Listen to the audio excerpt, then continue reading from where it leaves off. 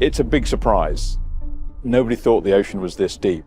So all of a sudden we've got scientists saying, why is that? Nobody expected the ocean to hide this much power.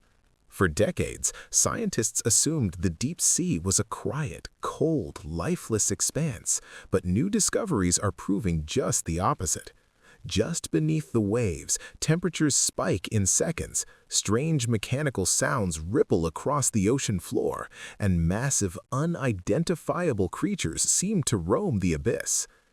Data buried in technical archives hints at energy and life forms that defy everything we thought we knew. The ocean floor is not a graveyard, it's a hunting ground, and whatever exists down there has noticed us. It watches silently, moves deliberately, and sometimes leaves traces we can't explain. From thermal anomalies to impossible creatures, from rhythmic noises to gouged titanium landers, the evidence is all around us. But the world rarely hears about it. Most of this data never makes it past the labs in scientific journals. By the end of this video, you'll see the ocean not as a frozen, silent void, but as a dark, chaotic world full of energy, life, and mysteries we are only beginning to understand. And when you realize what's really down there, you might never look at the ocean the same way again. Near the Puerto Rico Trench, deep beneath the waves, something happened that scientists still can't fully explain. A deep-sea probe recorded a sudden spike in temperature. Almost instantly, the water jumped from near freezing to boiling. This wasn't a volcanic vent spewing heat steadily like a geyser. This was a localized burst of energy that moved across the seafloor, as if the ocean itself were alive. The reading was so unusual it was quietly filed away in technical archives, labeled an anomaly. But the implications are staggering. Something down there is generating immense energy in ways our geological models cannot account for. The ocean floor isn't just a passive environment, it's dynamic, unpredictable, and possibly aware of intrusions. And this spike wasn't a one-off. Sensors in other trenches have detected similar thermal anomalies, bursts that appear and vanish within seconds, leaving no trace other than instruments recording extremes no one expected. It's as if the seafloor has hidden mechanisms, natural or otherwise, capable of unleashing heat far beyond what we understand. The deeper you go, the stranger it gets. At these crushing depths, over 8 tons per square inch of pressure, normal water physics starts to behave differently. Superheated fluid can exist without boiling, trapped beneath layers of immense pressure, creating a volatile environment where temperatures can swing violently. Any submersible caught in one of these bursts wouldn't just be crushed, it could be boiled alive. And yet, despite these extreme conditions, life persists. The abyss thrives in this chaos, hinting at ecosystems and forces operating in ways we've barely begun to imagine. But heat is only part of the story. In these same trenches, something else is speaking, a language of sound that carries for miles through the water, louder and stranger than anything we've recorded before. Sound travels 5 times faster in water than in air, turning the ocean into an amplifier of everything that moves, vibrates, or hums beneath the surface. When the National Oceanic and Atmospheric Administration first deployed its deep-sea listening arrays, the expectation was simple. Record the gentle backdrop of our planet. Earthquakes, cracking icebergs, maybe the distant hum of a supertanker. What they found was nothing like that. The arrays captured patterns that seemed almost deliberate. Some were initially attributed to icequakes, like the famous bloop recorded years ago, but newer recordings from the Mariana Trench revealed something far more complex. These sounds, nicknamed the metallic train, weren't sudden crashes or fleeting rumbles. They lasted minutes at a time, rhythmic and consistent, almost like heavy machinery dragging across the seafloor. If this were a geological event, the sounds would fade as the energy dissipated. Instead, they repeated, sometimes in precise 4-minute intervals, hinting at a source with intent. To generate acoustic energy loud enough to be heard across the Pacific Ocean, the source would need to be massive, far larger than any known creature. Blue whales, the largest animals alive today, couldn't produce this kind of sustained power. And biology alone struggles to explain these signals. At depths of 11,000 meters, any air-filled cavity, like a swim bladder used by most fish to make noise, would be crushed instantly. Yet the sounds persist. Scientists have speculated that they may be generated through methods we don't understand. Perhaps massive grinding organs, vibrating fluid-filled sacs under extreme tension, or something even stranger. The recordings are carefully filtered before public release, often labeled as sensor interference or tectonic noise. But the raw data tells a different story. The deep ocean is alive with sound. It is active, deliberate, and capable of producing energy that challenges everything we know about marine life. These rhythmic metallic noises suggest not just size and strength, but intention. Something down there is moving, working, and listening. And if these sounds are biological, the creatures behind them must be unlike anything ever recorded. They are likely armored, enormous, and capable of producing force and energy beyond our understanding. The abyss is speaking. We just haven't fully learned its language yet. Life in the Hadal Zone, the deepest parts of the ocean, already defies logic. At pressures exceeding 8 tons per square inch, proteins, the molecular building blocks of all living organisms, should unravel, collapsing cells from the inside out. Yet creatures like the ghostly snailfish thrive here. Discovered swimming casually at over 8,000 meters, it looks fragile, almost like a translucent tadpole made of tissue paper. And yet, it survives. How? These fish are packed with a chemical called trimethylamine N-oxide, or TMAO. It acts like a brace for their proteins, preventing them from being crushed by the immense pressure. The deeper a fish lives, the more TMAO it needs. But there's a hard limit. Beyond roughly 8,200 meters, the concentration required becomes toxic. Too much TMAO causes water to rush into cells, bursting them from within. According to every biological model, fish shouldn't exist below this line. And yet, footage from the Serena Deep shows shadows moving far beneath this theoretical limit. Large, swimming, undeniably alive. This suggests life down there may follow completely alien rules. If it isn't relying on TMAO or traditional protein chemistry, what is it using? Some researchers speculate silicon-based structures or high-density lipids more akin to solid plastics than tissue. Others propose methods of surviving and moving in extreme pressure that we haven't even imagined. This isn't just extreme adaptation, it's a glimpse of life so different it might as well be alien. These creatures are thriving in conditions that should be lethal, hinting at biochemistry we've never studied and survival strategies that defy every law we thought applied to biology. The deep ocean isn't merely a harsh environment, it's an entirely different world with its own rules. And the deeper we go, the more we realize that life down there isn't just surviving, it's flourishing in ways that force us to question everything we know about the limits of biology. The Hadal Zone isn't just home to fragile, translucent creatures, it hosts giants. Amphipods, the tiny scavengers we know from surface waters, grow to monstrous proportions here, over a foot long, swarming through the darkness and devouring carcasses in hours. Imagine a sea flea the size of a cat moving silently across the sea floor.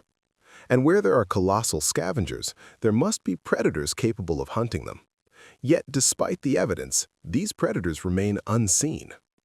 The mystery grows when you consider food scarcity. Marine snow, the slow fall of dead plankton, fecal matter, and other organic debris, drifts from above, but it's barely enough to support these massive scavengers. There must be another food source, something we haven't detected yet. Could there be predatory species that hibernate for decades, emerging only when a whale carcass drifts within reach? Or perhaps beings that feed directly on chemical energy from the Earth itself, extracting sustenance from molten sulfur or hydrothermal vents. The numbers simply don't add up. There is far too much life in the deepest trenches to be supported by the resources we know exist. Scientists remain silent about this food gap, leaving the public to imagine the possibilities. The evidence suggests ecosystems built around predators and prey that we cannot see, feeding cycles that challenge everything we understand about energy flow in the ocean. This is a world where biology and physics collide in ways that appear impossible. Gigantic scavengers hint at unseen hunters, creatures that must exist to balance the ecosystem. And the more we learn, the more it becomes clear the abyss is not empty, it is full of life. Life that we are only beginning to glimpse, and life that may be unlike anything else on the planet. And while biology amazes us, the ocean floor itself is even more unpredictable. The trenches are not calm, they are geologically alive, violent, and capable of reshaping entire ecosystems in a matter of hours. The ocean floor isn't just biologically astonishing, it's geologically violent. Take the Daikoku seamount near the Mariana Arc. Beneath thousands of feet of crushing water pressure, pools of molten sulfur bubble like lakes of liquid fire, glowing with an eerie violet hue. The water above should boil instantly at these temperatures, but the immense pressure acts like a lid on a pressure cooker, allowing superheated fluid to flow without turning to steam. These hydrothermal vents are more than geological curiosities. They create sudden, unpredictable thermal spikes that can cover wide areas in seconds. Submersibles caught in one of these bursts wouldn't just be crushed, they could be boiled alive instantly. And yet, despite these extreme conditions, life thrives. Tube worms and blind crabs colonize the vents, feeding on toxic chemicals and living in a world that should be uninhabitable. But this ecosystem is fragile. Entire colonies can be wiped out overnight by sudden energy releases or massive slumps in the sediment. The ocean floor itself is unstable. Gravity anomalies in the Puerto Rico Trench show pockets of ultra-dense material below thin crust, creating localized zones of lower gravity. Megaturbidites, enormous underwater landslides, move cubic miles of mud at highway speeds, destroying everything in their path. Cables that carry our internet across the ocean are regularly snapped by these colossal flows. The bottom of the ocean is a chaotic, shifting landscape, part liquid, part solid, full of energy we barely understand. And amidst all this chaos, life continues. Fragile organisms survive alongside forces that could destroy them in seconds. This volatile environment is a stark reminder that the ocean floor is anything but a stable, inert platform. It's alive, explosive, and violent, a place where the rules of survival are constantly being rewritten. But while these geological hazards are terrifying, they aren't the most direct evidence of something extraordinary lurking in the deep. There's physical proof, right under our instruments, that something else, something massive and intelligent, is interacting with the ocean floor. Exploration equipment reveals some of the most direct evidence that something extraordinary exists in the deep ocean. Titanium landers, reinforced with syntactic foam to withstand crushing pressures, are designed to survive the extreme depths of trenches. They should return covered in mud, maybe a little biological slime. Instead, many come back bearing deep, parallel gouges along their frames. Steel bait cages meant to attract amphipods are sometimes ripped completely off, with the attachment arms bent or snapped. Tethers rated for 10,000 pounds of tension are frayed, twisted, or broken. None of these damages can be explained by currents, sediment, or known marine life. The gouges in the landers are smooth and continuous, suggesting deliberate interaction rather than random collision. It's as if something massive brushed against them, testing their strength. Sonar scans of the seafloor reveal even more. Long, winding furrows stretch for miles, meandering in patterns that suggest purpose. They aren't small burrows or random geological slumps. They twist, turn, and loop back on themselves, behaviors that only a conscious organism could display. If these tracks belong to living creatures, the scale is unimaginable. soft-bodied giants moving across the nutrient-rich ooze, dragging their immense bulk behind them. The scientific community often stays silent about these anomalies, admitting that something of colossal size is interacting with landers at extreme depths challenges everything we know. Yet the evidence is undeniable. Gouges, snapped cages, and sonar tracks point to a presence that is massive, intelligent, and strong enough to withstand the pressure of the deepest trenches. We are witnessing interactions that suggest curiosity, even intent. Something down there is not just surviving, it's aware. It notices our machines, tests them, and leaves a physical record of its existence. The abyss is not empty. It is inhabited by forces and creatures that we have yet to fully comprehend, and every expedition reminds us just how fragile and unprepared we are in its presence. Despite centuries of ocean exploration, we have mapped less than 20% of the seafloor. Most people assume science would rush to report a groundbreaking discovery, but the reality is far more cautious and far more revealing. Anomalies that defy biology, physics, or geology are often filed away, labeled as instrument errors or environmental noise. The scientific community is conservative, driven by peer review, fear of being wrong, and the impossibility of explaining the inexplicable. The ocean is not simply a darker, colder version of the surface. It is a fundamentally different world with its own rules, where life, energy, and geology operate in ways that challenge our understanding. Extreme creatures survive beyond chemical limits. Massive predators move in ways we cannot see, and enormous geological forces reshape entire ecosystems without warning. When evidence emerges, gouged landers, ripped bait cages, and sonar tracks of colossal, meandering creatures, researchers file it quietly, avoiding public alarm and peer scrutiny. The uncomfortable truth is that science thrives on certainty. Data that cannot be modeled or explained is often hidden from public view, not out of conspiracy, but out of necessity. Publishing a paper claiming that an unknown giant creature scratched a titanium lander risks ridicule, career damage, and rejection. The anomalies are real, but they are buried in archives, sanitized, or ignored until we develop the tools to understand them. The abyss is not empty. It is alive, chaotic, and aware.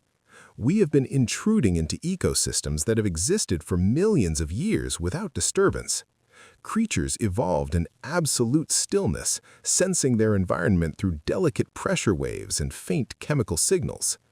Our loud, bright, intrusive submersibles disrupt this world, and the evidence shows they respond, not aggressively, but deliberately, leaving scars that speak louder than words. The ocean is not silent because it is empty. It is silent because we are only beginning to hear it. And when we do, the signals challenge every assumption we've made about life, energy, and survival. The gaps in our knowledge are not empty spaces. They are inhabited. And whatever exists there is watching, interacting, and sometimes warning us, even if we don't fully understand what that warning means. We like to think of ourselves as observers, dropping submersibles and remote vehicles into the ocean like respectful visitors in a cathedral. But in reality, we are intruders. The creatures of the Hadal Zone have evolved over millions of years in silence and darkness, detecting every pressure change, every chemical trace, every vibration. When we arrive, our machines scream through the water. Thrusters cavitate, lights cut through eternal darkness, and high-powered instruments blast energy into a world that has never known it. The response is undeniable. Mechanical failures, broken tethers, gouged frames, and missing bait cages aren't accidents. They are signs of defensive escalation. Tethers rated for 10,000 pounds snap under forces far greater than any current could generate. Titanium landers show smooth, parallel gouges as if something massive tested their strength. It's deliberate, measured, and repeated. The abyss is not passive. It notices us, it reacts, and it leaves evidence that we cannot ignore. Even sonar tracks tell the same story. The meandering furrows, the looping trails, the winding paths all suggest agency. Geological slumps do not decide to turn left or circle back. These patterns imply intelligence or instinct, a reaction to something unfamiliar in their environment. Something colossal, soft-bodied or armored interacts with our machines and leaves a record for us to find. Every expedition reminds us that we are not merely mapping the ocean, we are entering an active, intelligent ecosystem capable of observing and responding to our presence. The deep ocean is the last frontier on Earth, and it is proving to be a world where we are not the apex beings. We are loud, fragile, and temporary, and the environment and its unseen inhabitants will continue to remind us of our intrusion in ways we can barely comprehend. The deep ocean is not just a darker, colder version of the surface world. It is a planet unto itself, a realm governed by alien rules, immense energy, and life forms that challenge everything we thought we knew. From sudden thermal spikes to mysterious metallic sounds, from impossible biology to gouged titanium landers, the evidence is clear. The abyss is alive, intelligent, and aware of our presence. We have mapped less than 20% of the seafloor, but what we have seen should be enough to humble us. Gigantic predators likely hunt unseen. Ecosystems thrive in extreme conditions that defy physics, and the ground itself shifts with catastrophic force in ways that can snap steel and bury entire colonies of life overnight. We intrude at our peril, but the abyss is patient, resilient, and persistent. The scratches on our landers, the missing bait cages, and the meandering sonar tracks are more than anomalies. They are warnings. The ocean floor is not a passive backdrop. It is an active, living environment that reacts to our presence. And yet, for all its danger, it is a place of beauty, mystery, and unthinkable complexity. So next time you look at the ocean, remember this. Beneath the waves lies a world we are only beginning to understand, inhabited by forces and creatures far beyond our imagination. The abyss is not empty. It is awake, it is listening, and it is watching us back. Do we dare to explore further, knowing what we might awaken? Or do we respect the silence and leave the mysteries of the deep undisturbed for now? The choice is ours, but one thing is certain. The ocean will continue to keep its secrets, and some of them are far stranger than anything we can imagine.